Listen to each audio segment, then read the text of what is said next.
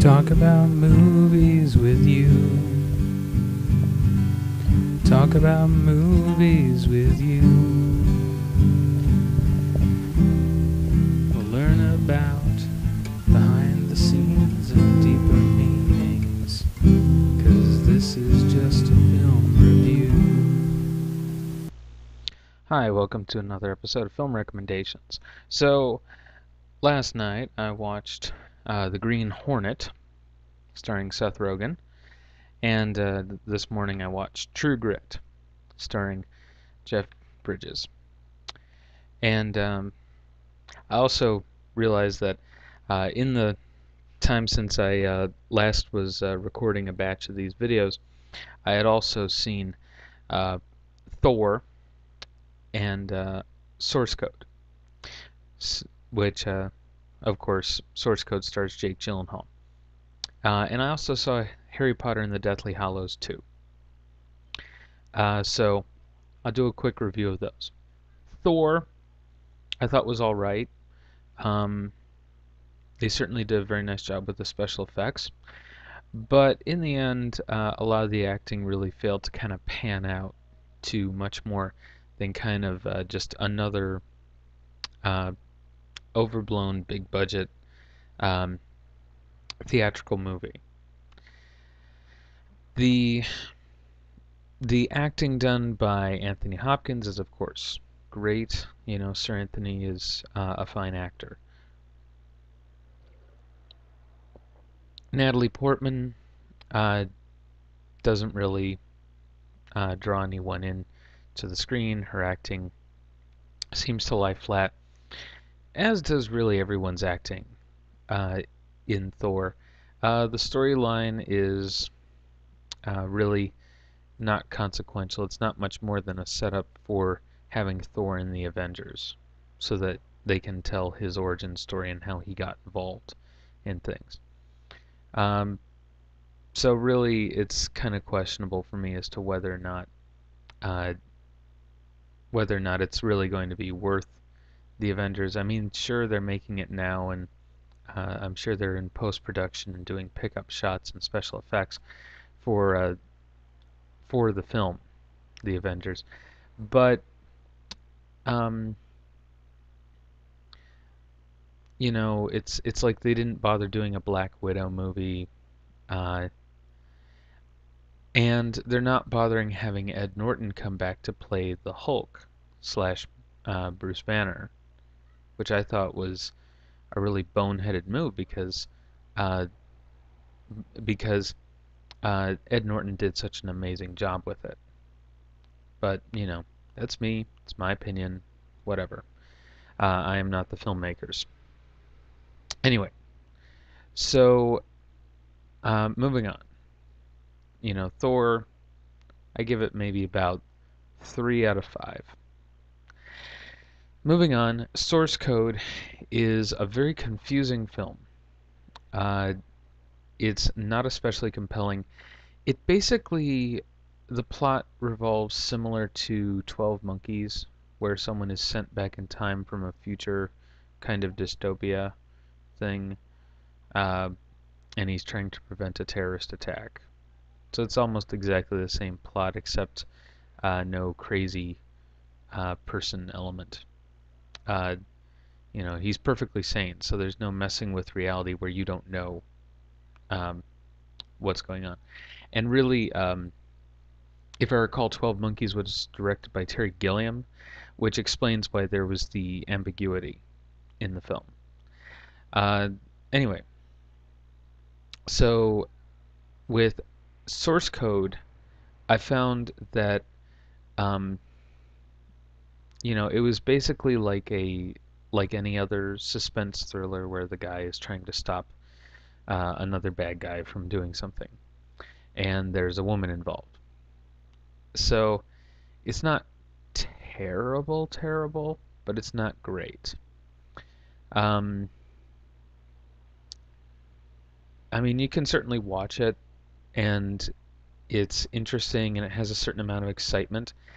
But I think that in the end, you may find that some of the plot falls a little bit flat. Excuse me. So anyway, uh, one of the things that I liked about uh, source code was the fact that it did have a good amount of suspense, and you didn't know if, you know, if and when he was going to uh, figure it all out and solve the problem and stop the bad guy. Figure out who the bad guy was first. And so it kind of goes on like that. I would give source code, I want to say another 3 out of 5. And honestly, I'm just not that impressed by a lot of movies that are coming out. Thor was trying to play into the superhero genre um, just another time so that they could again play into the Avengers movie. Source code was I haven't seen much billing for it, and I think that's largely because they know it's not going to be a big thrill. I think it's almost really just to keep Jake Gyllenhaal in the spotlight and give him something to do.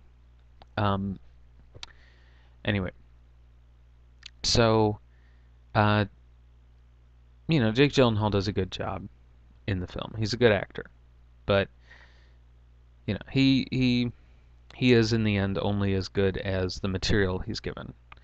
And if it's some weird suspense sci-fi plot centered around time travel, uh, it's going to be hard to really uh, deal with it, especially since there's only so much in it that you can really enjoy. Uh, it's definitely good if you like a certain amount of action and suspense. It's not so good as a sci-fi movie or uh, or that kind of thing. So you may or may not want to check out source code. If you do, I'm sure there will be things you'll like about it, but I'm only giving it about 3 out of 5, as I said before. So moving on, Harry Potter and the Deathly Hallows 2. Now I read the book, so uh, I forgot a lot of what was going on with the book, but because I read it years ago now in about 3 days.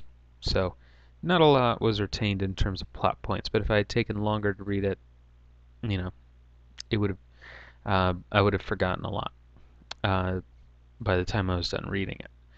So Harry Potter and the Deathly Hallows 2, uh, they I actually shelled out the money to see it in IMAX 3D, and it wasn't the dome IMAX, it was just the larger screen, which is basically the same aspect ratio as a television screen. So IMAX gets like 1 out of 5 just for sucking because the 3D was nice, but it didn't do anything for the storytelling. It just lent a realistic thing as if I was in the movie looking at everything. But I won't say um, that the 3D was really worth it. In the end, you're going to see it because it's a Harry Potter movie. The 3D and especially the IMAX 3D are just pointless. I would much rather watch it uh, in widescreen aspect ratio and be caught up in the story than looking at the special effects and feeling like it's a ride. Um, I had the same feeling when I went to Avatar and I saw that in 3D, and everybody told me, "Oh, it's only good in IMAX 3D." And I said, "Well, if it's not as good in 3D and it's not as good in 2D, why even put it out in that format?" You know? Um, I think that IMAX 3D is trumped up and overblown. I think that 3D television is trumped up and overblown. And I think that reality is a lot more exciting and interesting. All of that aside, I would give Harry Potter and the Deathly Hallows a 4.5 out of 5. I was going to say 4, but they really pulled it together in terms of the storyline and the acting. And by splitting it up into 2 parts, they were able to have a lot more of the little intrinsic details and some of the wonderful plot twists and plot elements that I thought lent themselves the to the storytelling. So I thought that it played together a lot better. I thought that, of course, the book was better, but uh, the book you can flip back, or uh, and it's also easier to put together. Uh, well, I won't say it's easier, but it's easier for you to consciously follow all of the wonderful things in a book than to try and uh, try and fit all of that into a movie, which is uh, which is limited, strangely enough, as that might seem. But words really are a better medium for telling a story. Anyway, so moving on from that, uh, for those of you who watched the Inception review, you'll remember that I was going to be reviewing The Green Hornet and True Grit. So let's start with The Green Hornet. The Green Hornet has a good amount of comedy in it, and that makes sense since it was produced and written and starring Seth Rogen, and he really had a heavy hand in the filmmaking process, apparently. Um, I won't say that that necessarily is a good thing here, though, because in the end, uh, while it is a superhero movie and it does do well to play it as a superhero movie, I actually think that it's important to differentiate here. There's there's a comic book hero movie and then a superhero movie. A comic book hero movie features someone like Batman or Green Hornet, where there is no superpowers. There are no powers beyond just who the person is. So, I'm trying to think. Iron Man would be kind of a blurring of the line because he does get superpowers through the suit. But, um, oh, I just had it on my mind. Uh, Watchmen blurs the lines because every superhero uh, except for Doctor Manhattan, none of them have superpowers, and that's really where they kind of make the distinction with the Watchmen. Is as soon as Doctor Manhattan comes on the scene, he has infinite superpowers, and he can just do anything because he's almost pure cerebrum, all all mind. So with that uh, taken into account, the other heroes end up falling by the wayside because the government says, well, we have Dr. Manhattan, and he'll never die. Um, he'll never abandon us. He's the ultimate nuclear deterrent and everything. They say all this in the film, um, and the comic book is better, but I don't like Watchmen actually as a storyline. I don't like where it goes, and I do like Rorschach and Night Owl. Uh, I think that they make for excellent characters. I think that their characters round out well, especially in the book as you learn more about them. Um, but I think that the movie lacked a lot. Um, and if you watch my review of Watchmen, you'll get everything that you need to know about that. But with the Green Hornet, uh, they give him a very brief origin story that doesn't really hold together too terribly well. Um, he just kind of wakes up and decides to become superheroes or become a masked vigilante. Really, is a more accurate term. He decides to become a masked vigilante um, one night while he's drunk at his Hollywood mansion uh, after the death of his father. So already you have a ridiculously similar uh, storyline to um, Iron Man and Batman. So I think that might have been part of the reason why the movie didn't do very well in theaters. As it is, they make it so much about the car called the Black Beauty and all the gadgets on it, and make the Green Lantern not really as much of a hero, make him more of comic relief, which is understandable with Seth Rogen, but in a comic book hero movie, I'm going to want to see the hero kind of come into his own. And uh, and they have him fall and learn some things sometimes, but in the end, he's still this bumbling, drunk, klutz, playboy type guy who just doesn't do a very good job of it, of being a hero or being a leader. And it's even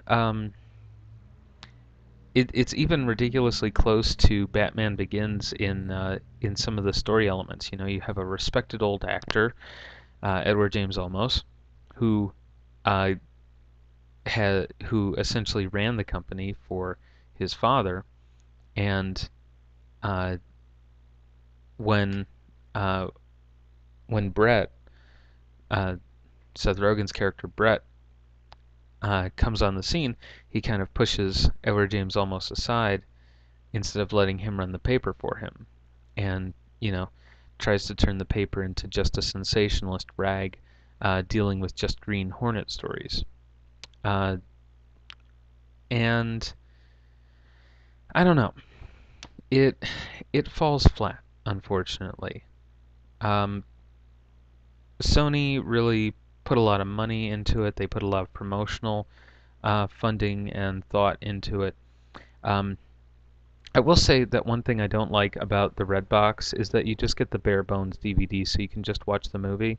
I can deal with the ads, but just getting the bare bones DVD with no commentary kind of offends my sensibilities, as it were, because I like watching commentary um, or listening to commentary while I'm watching a movie. Uh, I specifically get special editions of movies just so that I can enjoy the commentary and watch the behind the scenes documentaries. So, for instance, there's the widescreen edition of Corpse Bride, which will be coming up in a later review. And this one has all kinds of special features that I'll go into in that review.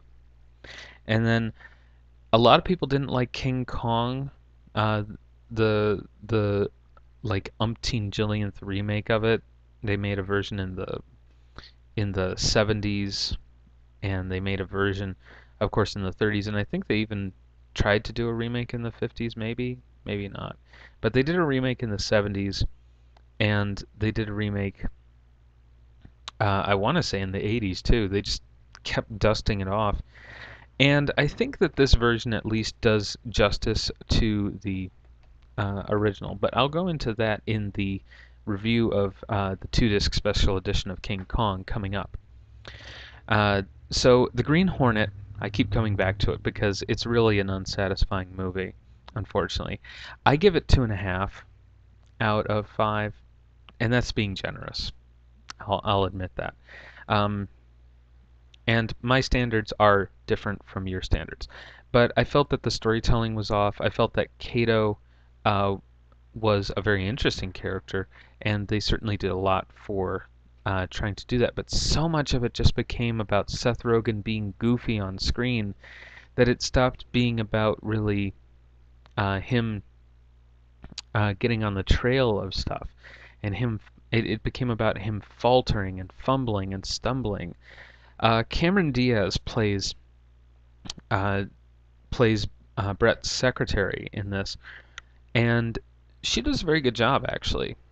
I think, even though I'm not the biggest Cameron Diaz fan, um, I do say, I will say that in this movie, um, they don't really let her be a real character. Um, Everything's about being kind of over the top, reacting to Seth Rogen being, a jackass or a goofball in some way. And same thing with Kato and pretty much everyone else. It's just all Seth Rogen all the time in the middle of this movie when it's supposed to be about a vigilante. Now, compare that to The Shadow, which, yes, did have a lot of Alec Baldwin because he was the main character, but it was Alec Baldwin second. And I want to say Lamont Cranston was kind of the the the primary focus, not Alec Baldwin as Lamont Cranston. And I watched that movie a lot of times. I saw it when it first came out. I thought it was brilliantly done. And I watched it recently and thought it was brilliantly done. Um, I loved the fact that they had such a great cast of different actors, including the late Jonathan Winters.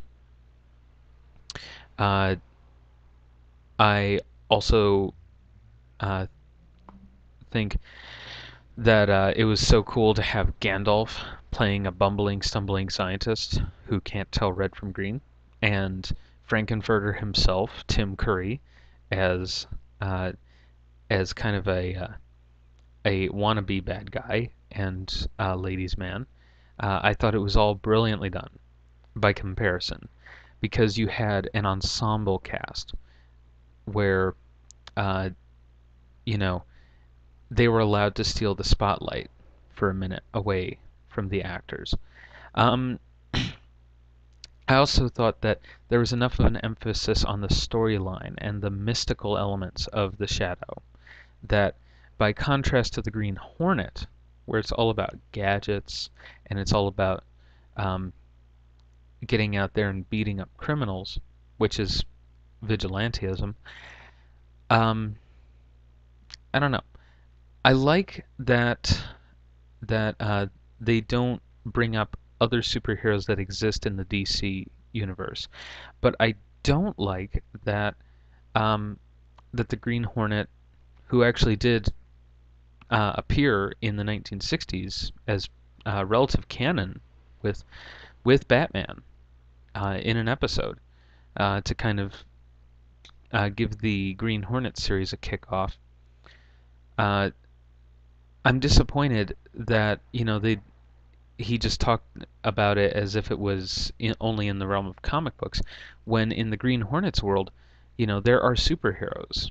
There's Superman, there's Wonder Woman, there's Batman, there's Green Lantern, all these heroes that have had a lot of billing recently and a lot of adventures at the same time. I thought it was pretty interesting that they put it in Los Angeles and made it very much a movie about um, Los Angeles criminals. I will say that the character of Chudovsky was actually a very good villain. You walk in and or you put the movie on and you see Chudovsky getting out of his car and going in and sitting down, and he is just a shorter in stature, older man, and across the table from him is sitting James Franco, you know, younger, hipper, sexier, and he's telling Chudovsky, you know, you don't run this town anymore. I run this town. We got guys. They're dressed nicely. Uh, you know, I've got a glass uh, piano. This is literally stuff that James Franco says. Um, I think it's James Franco. Correct me if I'm wrong in the comments, but um, I'm very certain it is. Anyway, and Chudovsky just, uh, says, "You don't think I'm scary or anything," you know, and it's obviously an emotional element for the villain. He wants to be feared. He wants to intimidate, and the fact that he doesn't kind of is, a bane to him. Uh, by contrast, then when he goes way off the deep end and changes his name to Bloodovsky in a very chintzy kind of Hollywood thing, I have to give them credit because only a gangster in Los Angeles would buy into the fakiness of you know of of a guy giving himself a dramatic name like the Green Hornet and running around town beating up bad guys. You know, I like I like that element that he that he's already a little bit insane and that he already has this. this emotional element that drives his character, you know. And I like that he's not an over-the-top villain like, say, the Scarecrow or the Joker or something, where it's overly theatrical for what um, for what needs to be done. And he's very content for a long time being this underground figure. Um, and that's something that you only see in certain films like Spider-Man or Daredevil with the Kingpin, uh, or what else comes to mind? Um, Batman with the gangster characters just kind of existing in the public life but having this seedy underworld to Gotham, and also characters like the Black Skull in some of the more recent Batman adventures. Uh, Black Skull has become this underground villain where, uh, you know, you can't really just stop him because he's a public. Well, he's not so much a public figure as a hidden figure, but where the public figure element comes in with Batman is Hush, who uh, is kind of the antithesis of Bruce Wayne and in a lot of ways, and that makes him a little bit unique in that he is um, not the antithesis of Batman in one way, shape, or other. Uh, as with so many Batman villains, they're the opposite of Batman, or they're Batman if he had gone a different route. In this case, this is Bruce Wayne if he had gone a different route um, entirely, and so it's a little bit different.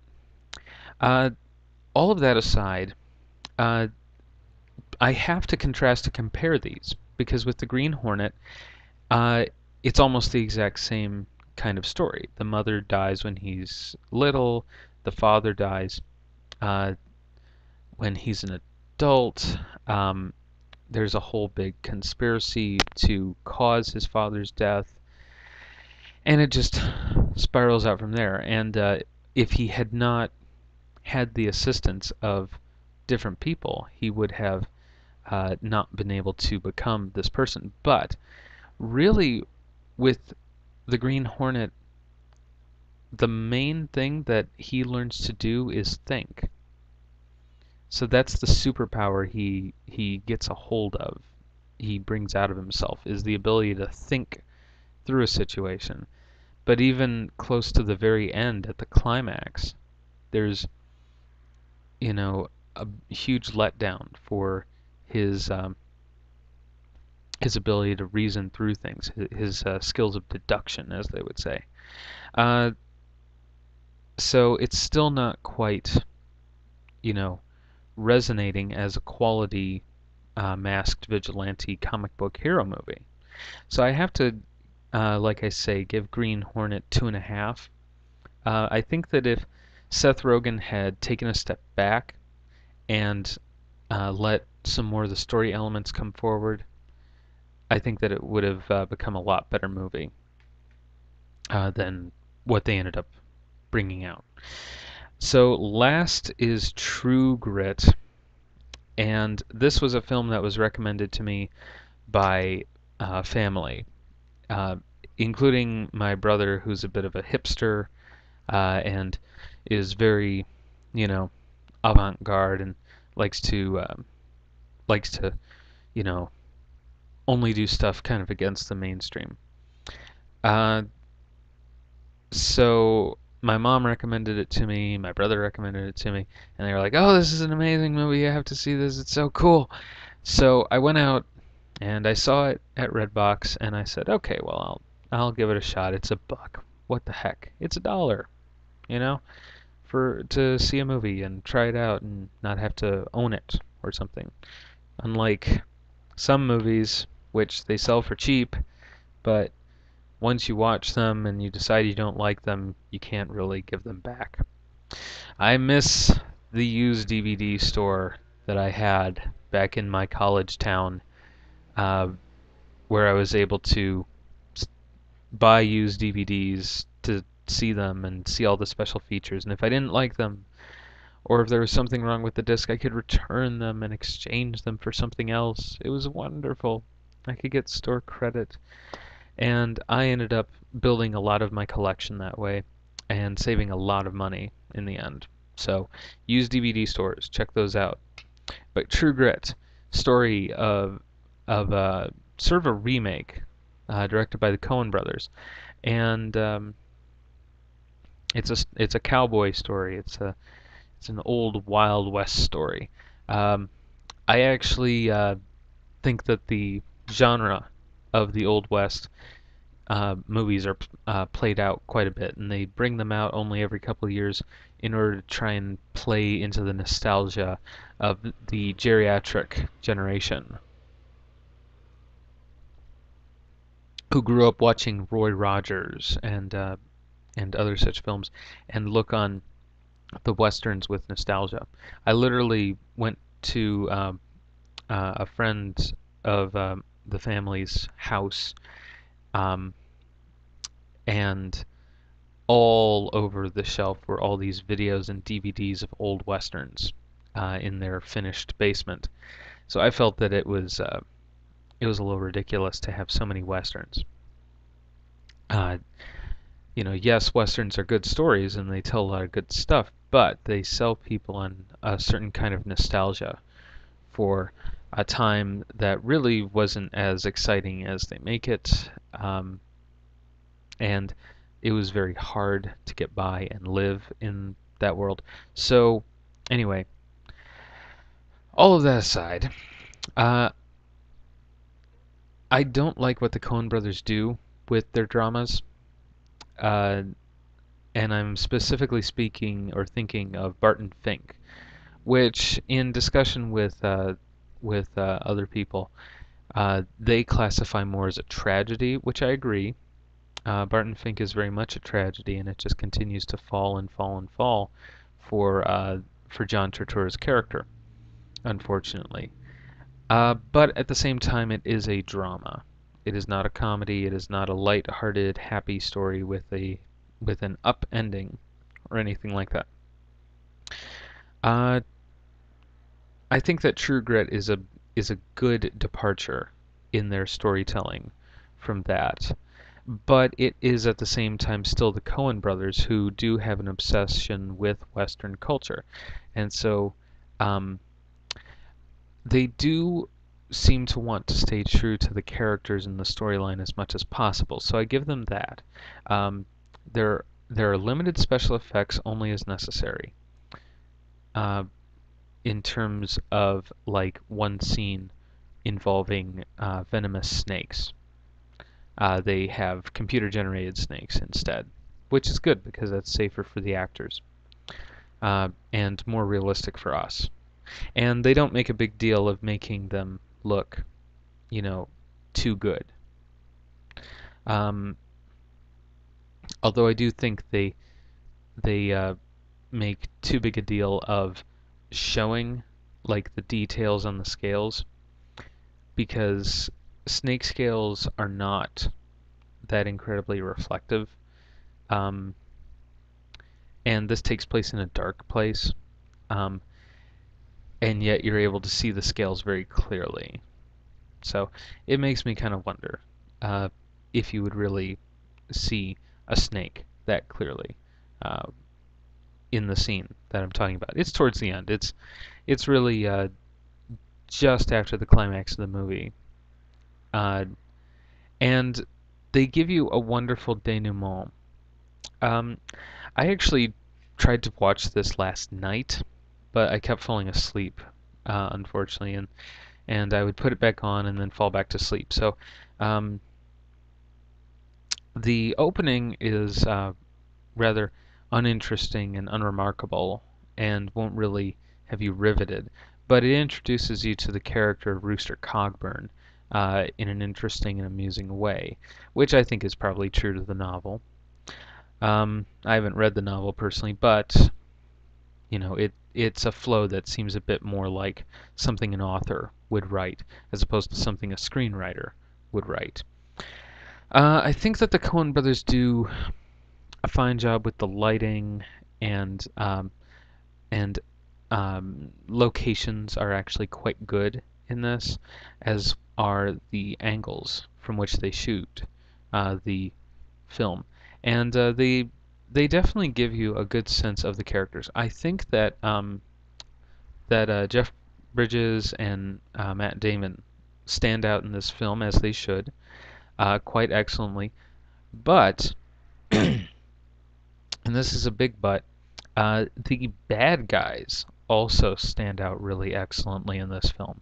And I think that this is an enjoyable movie for just about anyone uh, who wants to see good guys and bad guys duke it out.